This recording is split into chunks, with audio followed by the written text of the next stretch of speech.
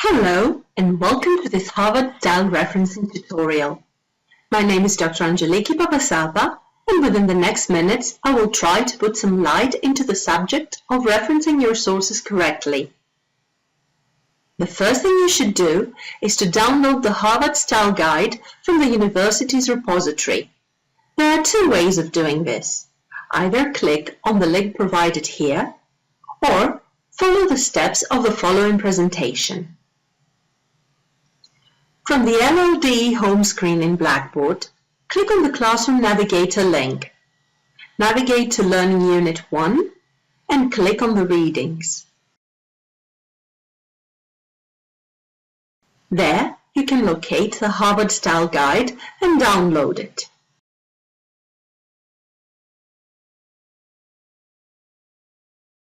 So, what is referencing after all, and why should you do it? As members of the University of Roehampton, you are part of an academic community, and as such, it is essential that you make yourself familiar with the conventions of academic writing.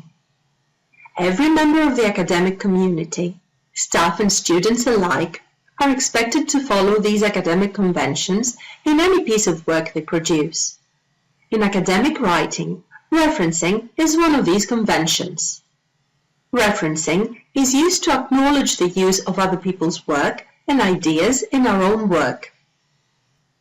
The term referencing includes the citation used within the text to show where a quotation or paraphrase statement is from, the inclusion of the full details of the source of the bibliography at the end of the essay. At university, you may find assignment writing is very different to your previous experiences of producing written work. In academic writing, we thoroughly research a topic before beginning the writing process, and then begin to incorporate this research into our own thoughts, ideas, and analysis, ultimately producing a thoroughly researched, well-written, and comprehensive piece of work. Referencing involves four key elements: paraphrasing, quoting, citations, bibliographies or cited works. When you include the arguments, ideas or theories of anyone other than yourself in your assignment, but put them into your own words, this is called paraphrasing. Paraphrasing can be used in a number of situations in your essays. You might be referring to a school of thought. You might be summarizing a chapter. You might be summarizing an idea. You might be summarizing a whole book. Any type of paraphrasing will need to acknowledge the source where you originally obtained the information from. If you do not include an acknowledgement or this is incorrect, then this is plagiarism. This type of referencing you may be more familiar with. When you include the words of someone else's work in your essay, you are quoting. You must indicate that the words that you are using are not your own. To do this, you will either use speech marks or single inverted commas around the words you are quoting. Whether you use speech marks or single inverted commas depends on the referencing style you're using. When quoting from sources within your text, use the following conventions. Keep quotations brief. If quoting short text word for word within a sentence, enclose the quotation in the appropriate quotation marks for your referencing style. If quoting a longer piece of text word for word, set out in a new paragraph with no quotation marks indented from the main text. It is very important that you do not forget to punctuate your sentences when you are quoting or paraphrasing. The simplest way to make sure you have punctuated your sentence correctly is to remember that the punctuation within the quotation does not count towards the punctuation in the sentence. The full stop must always be placed on the outside of the last bracket. Most courses at the university now require you to submit your work via Turnitin. Please note that the Turnitin only recognizes quotations if they are in speech marks and not if they are in single inverted commas. Turnitin is also unable to recognize longer quotations that are indented from the rest of the text unless they are surrounded by speech marks. Therefore, you are reminded that it is important to check your Turnitin report thoroughly and make sure that all of your quotations are accurate using the recommended Harvard style. With each quotation or paraphrase that appears in your assignments, there must be some acknowledgement of where that information comes from. In academic writing, we call this acknowledgement a citation. The form of citation will vary depending on the type of referencing style you are using. For the Harvard referencing style, we use an in-text citation, i.e., the citation appears within the sentences and paragraphs of your assignment. This citation is a brief summary of the source used, normally just mentioning the author's surname and/or a date, page number, depending on the style you're using, surrounded by parentheses. The information in brackets is just a quick summary of which source you have used. A bibliography or cited works list provides full details of each source you have used in your essay in alphabetical order. The details you need to provide will vary depending on the type of sources you have used, but may include information such as the place of publication and publisher, the full web addresses, the original broadcast date, and the date the source was accessed. Your bibliography or cited works reference list should be laid out as neatly as possible so it is easy for your tutor to find the full details of each source you are referring to. Choose a clear font in an easy-to-read size, at least size 12. Space out each entry with a line in between each one and alphabetize the list from A to Z as much as possible. If an entry carries on to a second line, then this line should be indented from the rest of the text. Plagiarism is presenting another person's work as your own. When you include the arguments, ideas, or theories of someone else, or use the words they have used and present them as your own argument, then this is plagiarism. Plagiarism in written work can occur intentionally, for example, when you copy a section from a book without referencing it, or unintentionally, for example, when you paraphrase another person's work or ideas, but fail to acknowledge them as the source. A lack of awareness of the rules of referencing is not an acceptable excuse for plagiarism, so please double-check all of your quotations and paraphrases and make sure every source is listed correctly in your bibliography. Please note that just changing one or two words somewhere in the quotation does not mean it becomes your own work and you do not need to reference it. This is still a form of plagiarism. The university has a number of systems in place to find plagiarism in students' work, including software such as Turnitin, which detects how original your work is. If you plagiarize, you may face disciplinary proceedings, fail your module, and even, at worst, be expelled from university. You should always ensure that you reference your work properly and carefully. Forms of plagiarism and collusion, all of which are unacceptable, include using sentences, parts of sentences, or larger pieces of text without attributing them. This includes cutting and pasting sections from websites. Citing the name of an author, but not making clear which words are the author's and which are yours. Mixing and matching parts of sentences to create new ones. If you use recognizable phrases that are not your own, then you are plagiarizing. Using unattributed sentences with odd words changed. Quoting inaccurately. Even if you cite the author and source and put the quote in inverted commas, if you do not reproduce a quote faithfully, then you have plagiarized. Paying to have a piece of work written by someone else. Writing a piece of work with another student unless this is group work. Failing to list all sources used in your essay in your bibliography or cited works reference list. All websites visited, emails used, radio, television programs watched, as well as books and journals read should be included. Submitting a piece of work written in whole or in part by someone else, or resubmitting part of or a whole assignment you have previously submitted. Even if this is your own work, the university considers this plagiarism as each piece of your work must be original.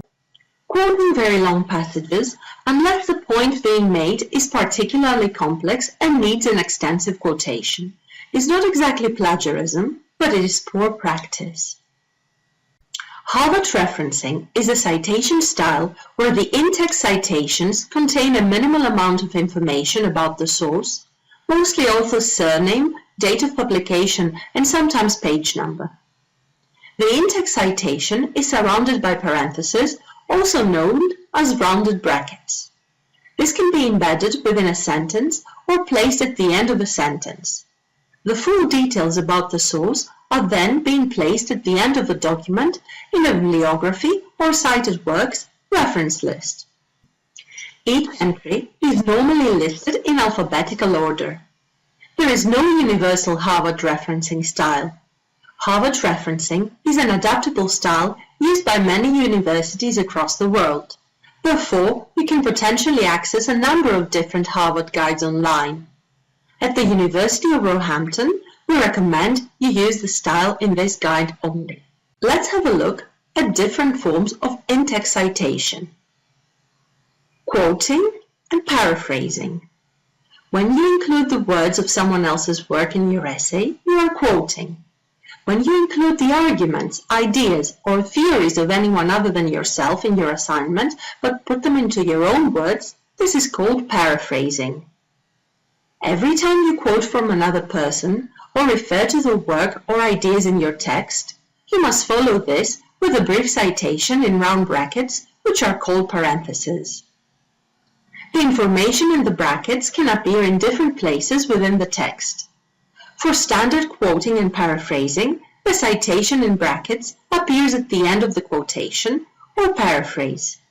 If you quote a section of a text that is more than 40 words long, the quotation should be indented either side with the citation in brackets underneath, without quotation marks.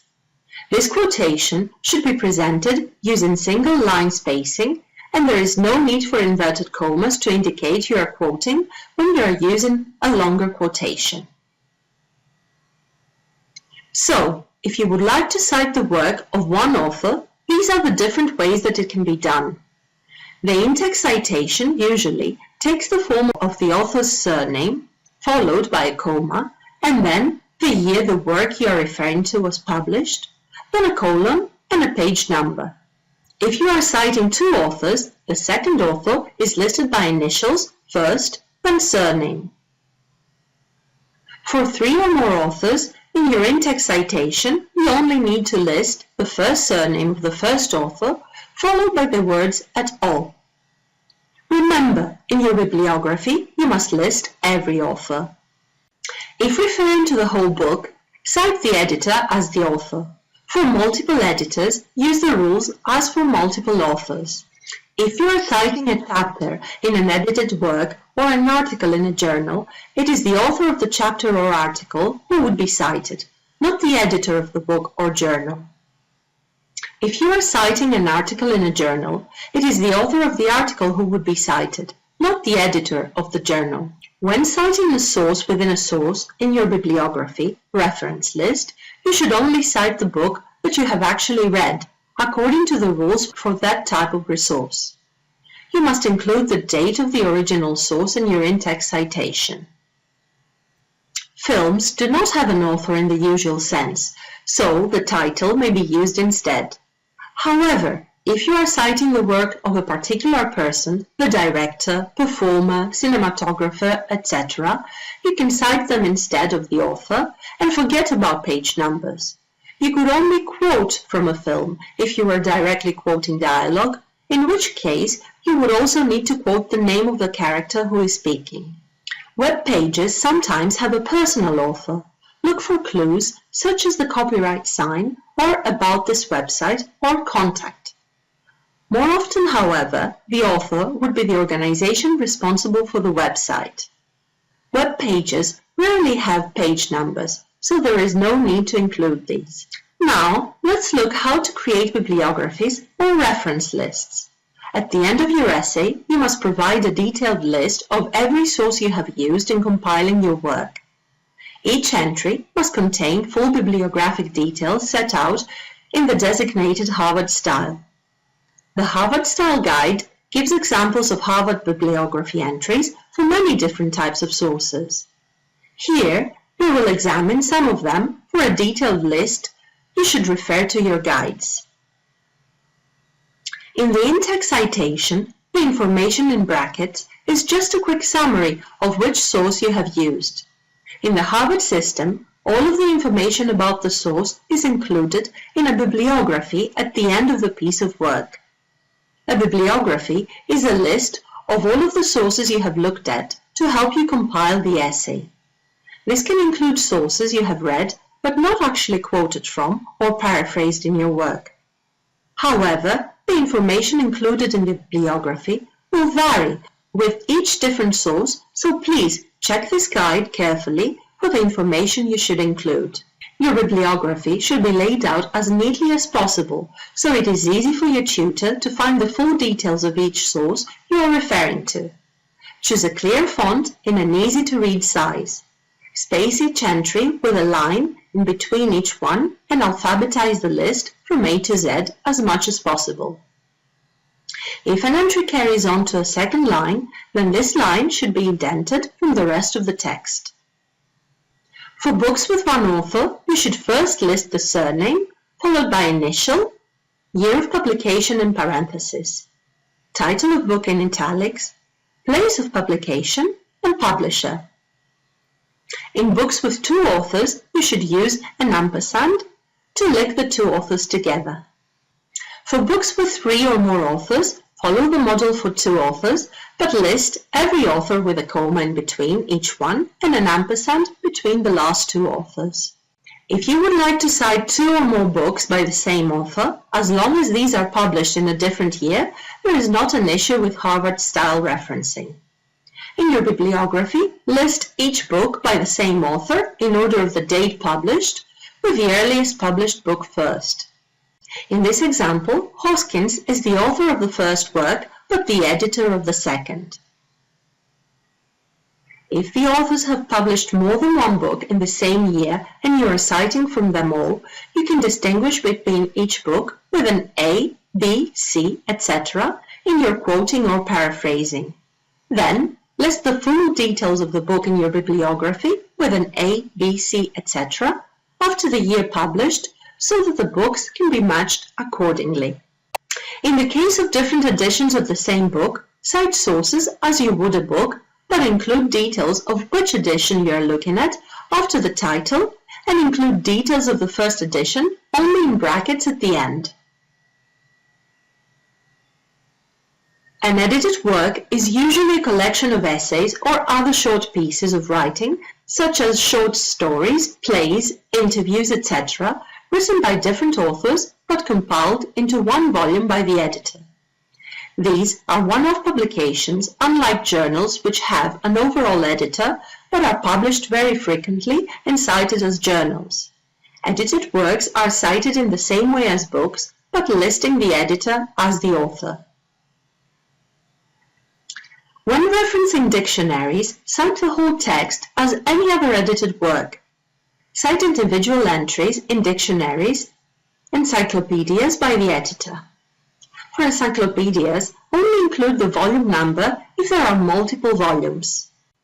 When you want to reference a source that is cited within another source, but you have not been able to read the original, then you must make this clear in your work. Be very careful using secondary referencing. Although in some cases, this may be the most appropriate way of referencing this source, if it is possible, it is often more appropriate for you to look at the original source yourself, so that you understand the source and context, rather than another author's personal view of that source. In your bibliography, you should only cite the book that you have actually read. So, for example, imagine you wanted to cite a quotation from Jones that you found in Dolowitz, Butler, and Sweeney's Researching Online. In your text citation, you would need to make it clear that you are not quoting from Jones's book. Then, in your bibliography, you would only reference the Dolowitz, Butler, and Sweeney book and not Jones. Books should be cited as any other book would be cited, so follow the rules in the Books or Chapter in Edited Books section to cite these sources correctly in your essay.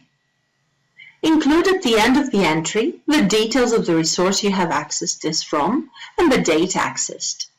In printed journal articles, use the surname of the author, followed by initial, the year of publication in parentheses, the title of the article in inverted commas, the title of journal in italics, the volume and part number in parentheses, and finally, the page numbers of the article. For online journal articles, please keep in mind that sometimes journal articles may be reproduced differently in different databases, for example, with different page numbers. So, it is important to specify where you read the article. Follow the conventions for citing a print article, but add the information about the database, if this is relevant.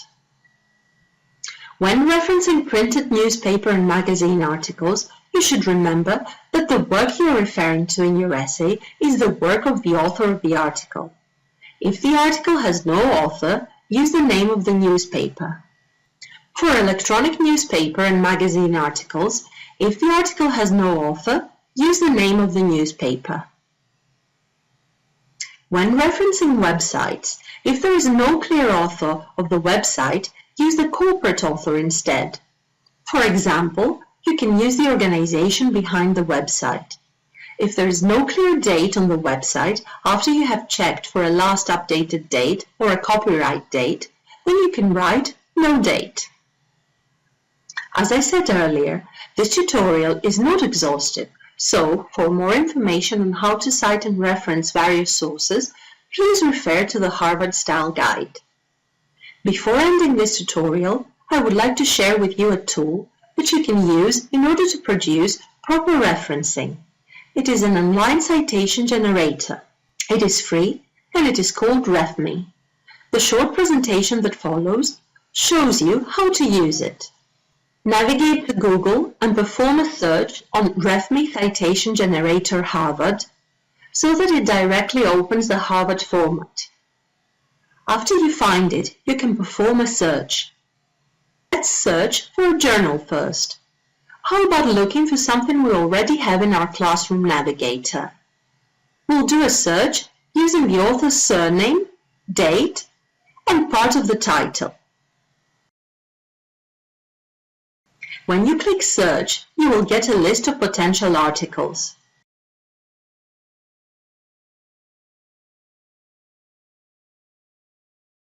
Choose the right one, check the form, and click Generate. Your reference is ready.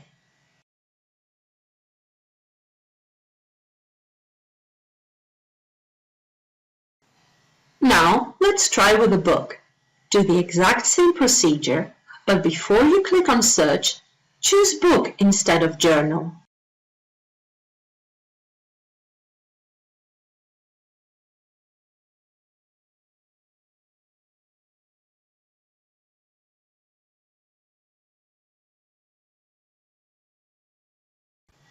Your reference will be generated after clicking on Generate.